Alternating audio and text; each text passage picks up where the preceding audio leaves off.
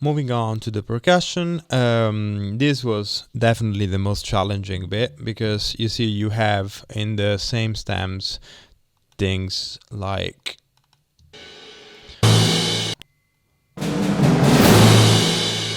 here you basically have timpanis, you have cymbals and the snare drum all together, which made it quite complicated. So here I had to basically use the Pro Q just to give it a little bit more I-mid presence. But in the end, I decided that the least I do, the better it was, and I just had to do a little bit of volume automation here and there. And on the untuned percussion, I used some compression.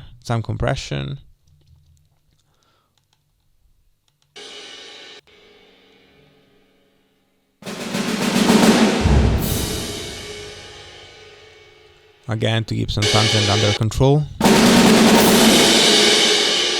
especially in this louder bit. And again, the mag EQ. Again, using a tiny bit of air gain around 5K, but also bumping up the low end as well. Oh, this is such a clever little plugin. I really love that. I really love it. And you see, this is as I said, I think it works. It was probably a bit of a problem not to have separate tracks for this, but you do what you have to do, and in the end of the day, you just work with what you have, and I don't think that the result is bad, to be honest. I already mentioned the reverb here, a bit of saturation, quite an old trick of saturating the plate, which works great to give the tail a bit more texture. And finally, the strings, which is probably the most important part. On the strings is the only bit where I also use the full channel strip of this channel 80, again Neve style channel strip.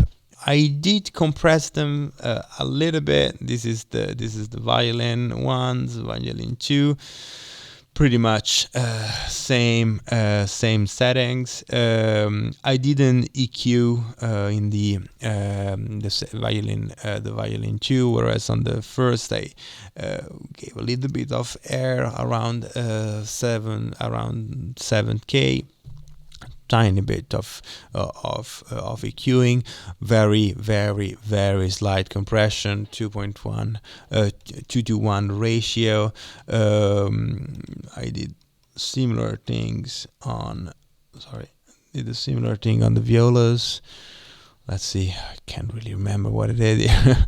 But yeah, again, I actually lowered the mids a tiny bit on the viola, quite typical for violas, which can sound quite nasal. That is the characteristic of their sound, of course. And on the violas, a bit more EQ over here, dynamic EQ around 350. Quite a bit of control of certain frequencies, and I also use the mag EQ on the violas here. Cellos.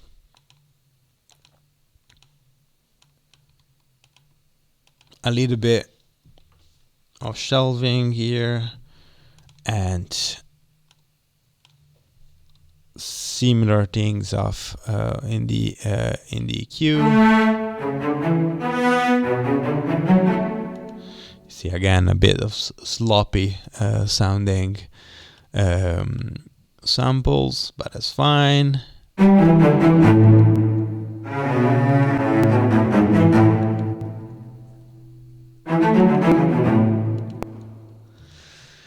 See, it's quite. Cellos are one of the things that are the hardest to make sit in a mix.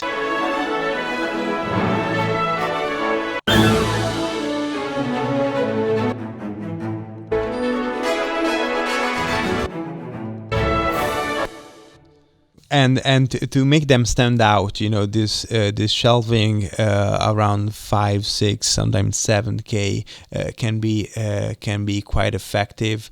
Lower, typically lower a little bit around 1 and 2K. I'm not sure. Oh yeah, I did do it here actually. Sorry, I did it on the Linda Lady channel. This is quite useful to do. Typically on the cellos here, to lower a tiny bit around this area, which can sound quite similar. I'm not sure how to describe it, but it always gives the instrument a bit more body if you cut these around this range. And finally, the basses are typically the only instruments, sometimes with the bass drums, which I didn't have as a separate stem here, where I roll out a bit of the top hand, makes them sound a little bit cleaner. Let's hear them here. And again, Channel Lady.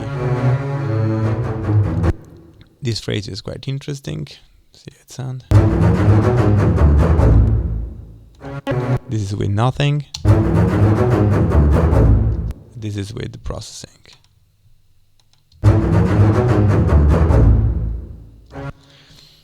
Can hear on this last note a bit more boominess, if you want, a bit more of a bottom end, and roll out the top end a little bit. On the basses, one thing that I want to say is that a typical thing to do within orchestral settings for film scoring is that you would use a sine wave to double the basses. I tried that out and it worked really well. Definitely gave the track this bigger than life quality, but I really wanted to keep it as natural as possible for this specific track. So I decided not to go for that. A quick note on the mastering for orchestral music. I always try to keep it as natural as possible. Let me go to the master channel here.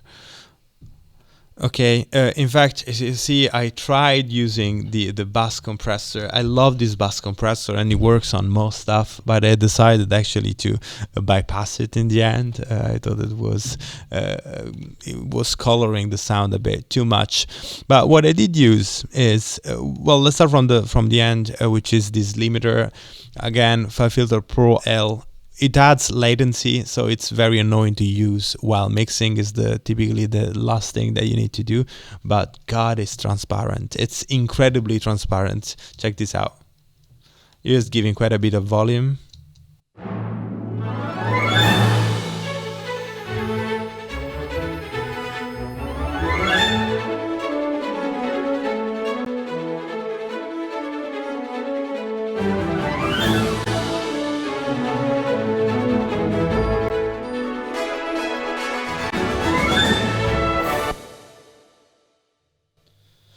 We're adding 4 dB and is incredibly transparent.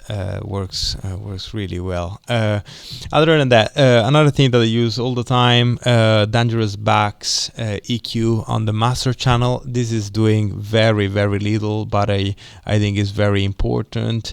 A tiny bit of shelving at 7.1, around 2.5 dB, more or less. Tiny bit low frequency boost, and that's it. And this is really interesting. This is another bit of the channel 80 on the Linda Lady channel 80 from Plugin Alliance. Again, another Neve emulation, and it is a multi-band compressor. Now, I basically pretty much stopped using multi-band compression when dynamic EQs came out. I'm not going to explain that here, but basically they do sort of the same thing, but a dynamic EQ can be much more precise. The only The only bit where I still use them is on the master bus, because it gives a little bit of color and helps keeping a few ranges under control. As you see, the low are under here. You can basically decide the frequency where the bands, the 3 bands are delimited. I'm gonna solo. I'm gonna solo the different bands so you can hear what's doing.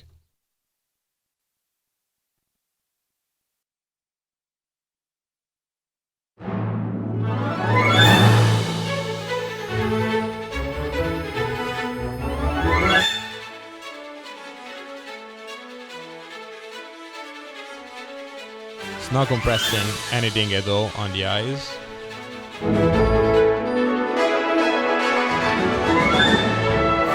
A tiny bit on the mids. And nothing on the low end. So again, it's mostly for color.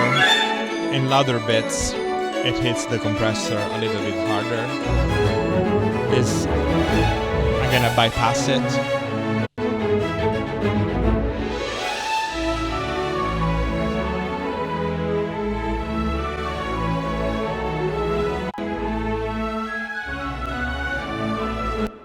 So see, it's very little compression. It's all 2:1 ratio, so very mild. But it gives it a nice color, I think. And that's it. I hope this was useful. I really enjoyed working with Jack on this one. I thought the track was fun, and I hope to do something like that again, maybe with separate stems, so that we can go a bit more in depth. But I think the final results is not bad. You can hear the full track on SoundCloud. I'm gonna link it down below, and I'm gonna also link Jack website and his YouTube channel, because it just started a YouTube channel, which is really great and a lot of fun and packed with information. Thank you so much for watching. Like this video if you enjoyed it. If you didn't enjoy it, please comment and let me know what I can do better, and please consider subscribing. That helps a ton and helps me moving forward. See you next time, and thank you so much for watching.